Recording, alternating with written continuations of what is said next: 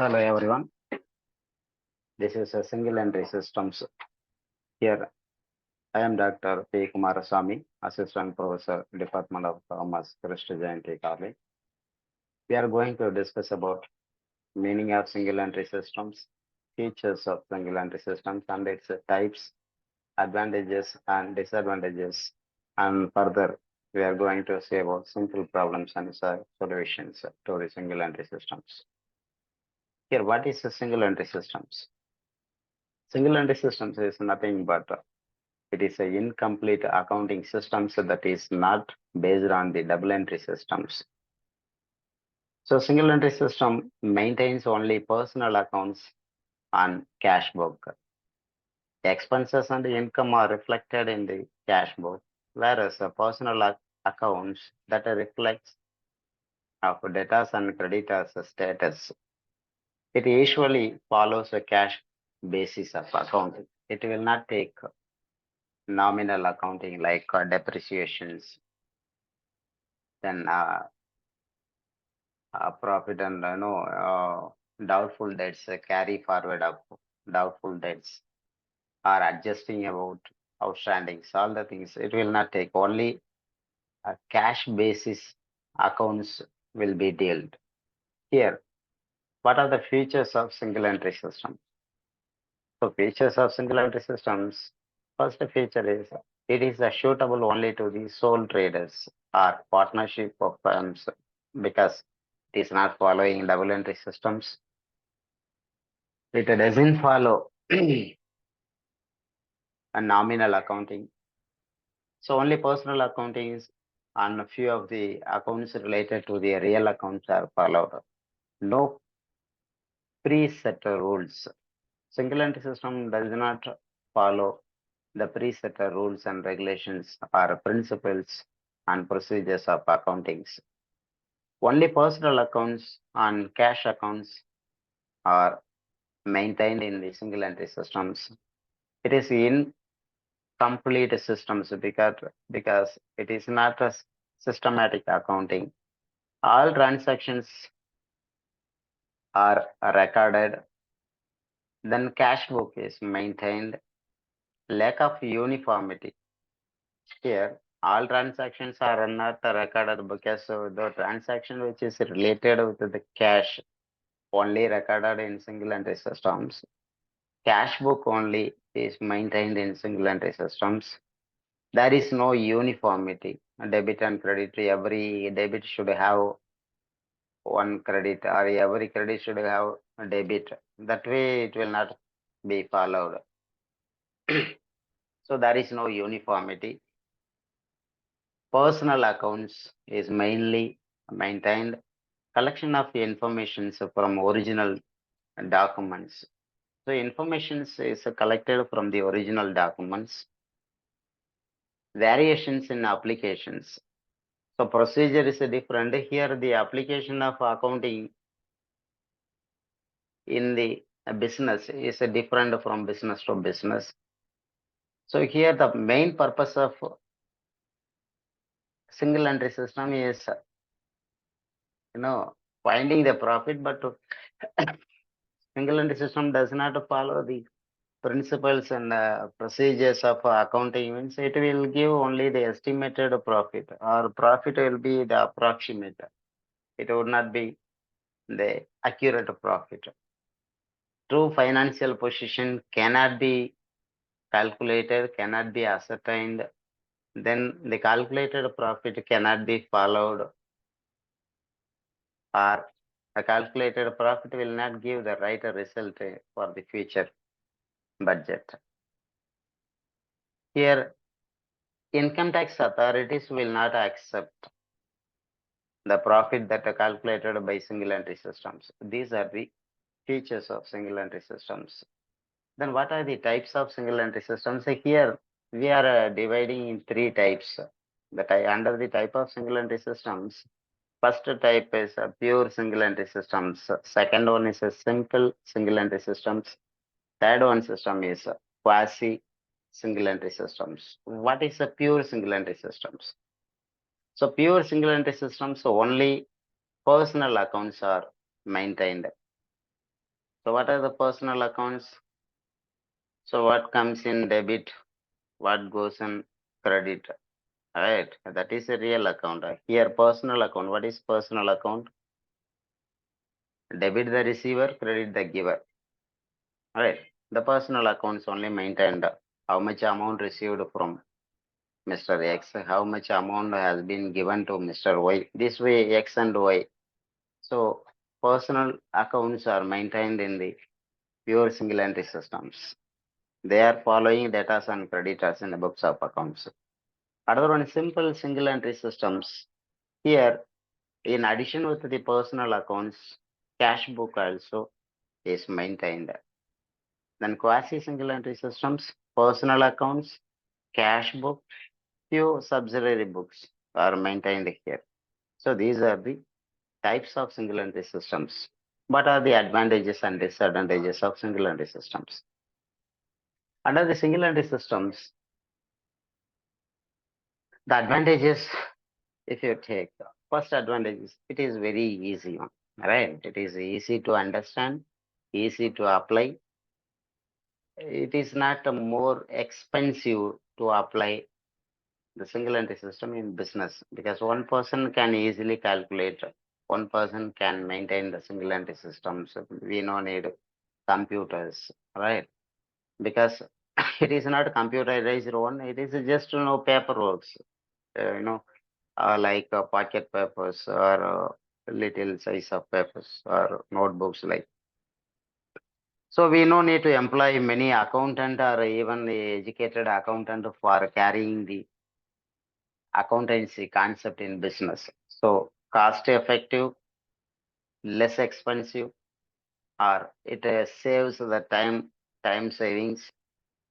It is very fit for or good for small scale or partnership firm. The which one is having less number of transactions. That is called a small business, right? Next one, it helps in decision makings for the small scale, not for the large scale. So how much they gave the amount, how much they received the amount, balance amount, what is the cash on hand. Based on the cash on hand, they will take decisions. But if it is a small scale business or petty shop like, so it is then evidence of transactions. So cash, whatever we recorded, the amount received or given, we are recording the transaction, that is evidence. But whether we properly recorded or not, that doesn't matter. That's another matter one.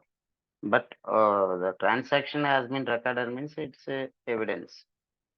Then replace the memory. We no need to memorize. We no need to keep it keep all the transaction in our mind like so because recording the transaction is to avoid the you know uh, errors or omission of transaction in the business. So these are the advantages. What are the disadvantages? One is low accuracy.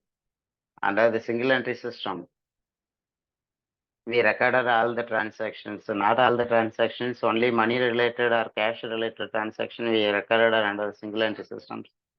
Other transactions regarding real accounts and nominal account have not been taken and applied in the business means that gives approximate profit, but the profit whatever we calculated or expenses whatever we ascertained will not give the accurate data. Another one, calculation error, because as we discussed earlier, they have taken only the personal accounts. So whatever data we calculated, data we found in the business that make or that will be the error.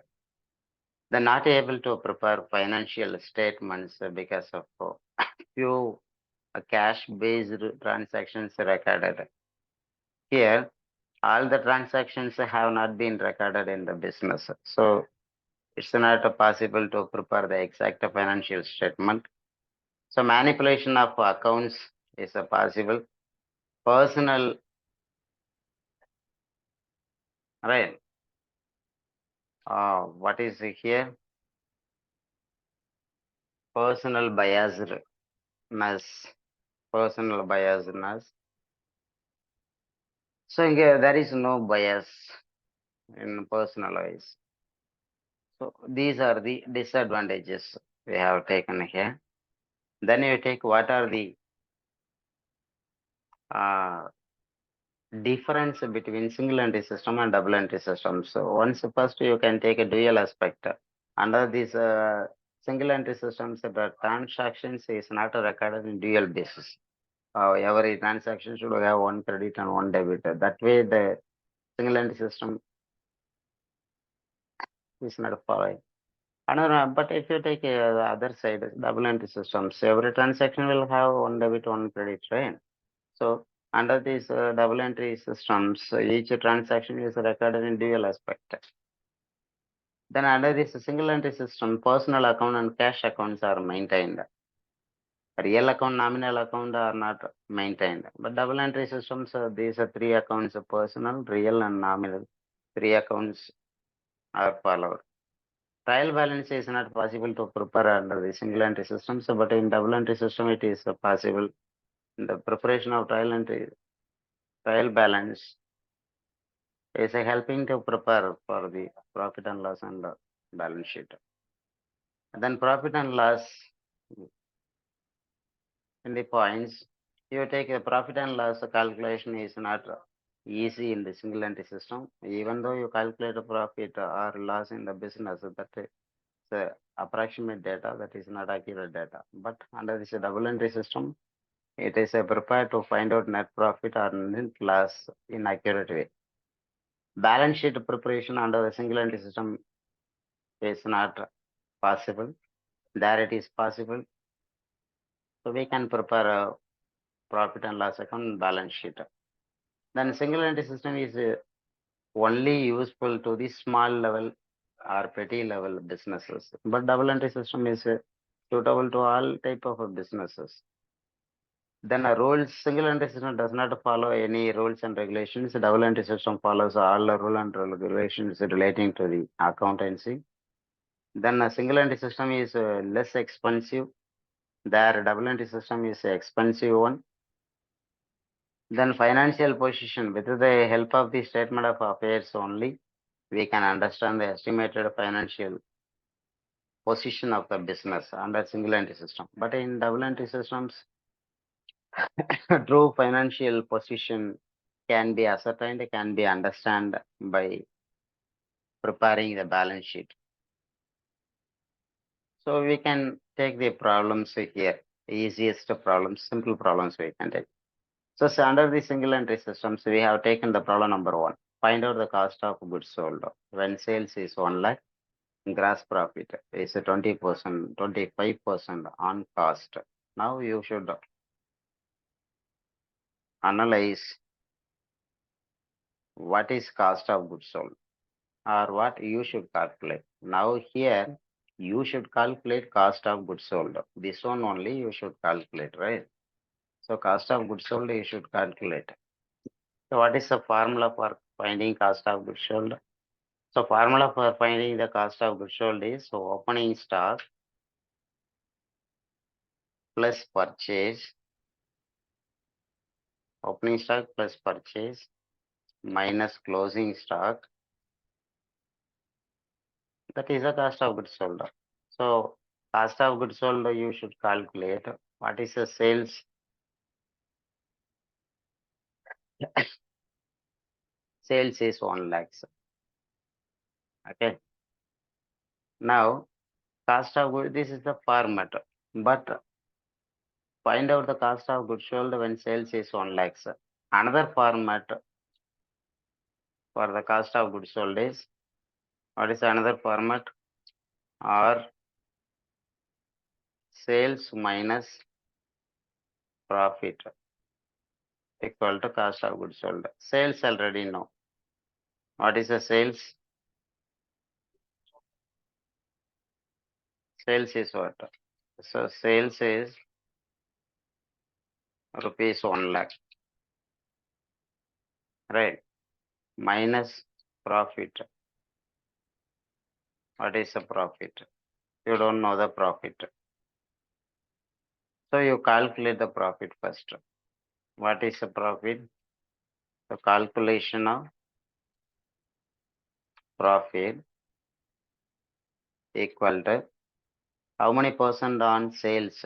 25% on sales, not or on cost. 25% on cost.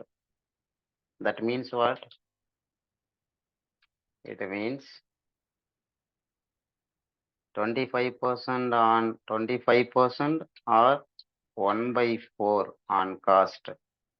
It means 20% on sales or 1 by 5 on sales. Right? That is the meaning. So they have given sales amount of rupees 1 lakh. Gross profit 25% on cost, 20% on sales. Now you take uh, profit equal to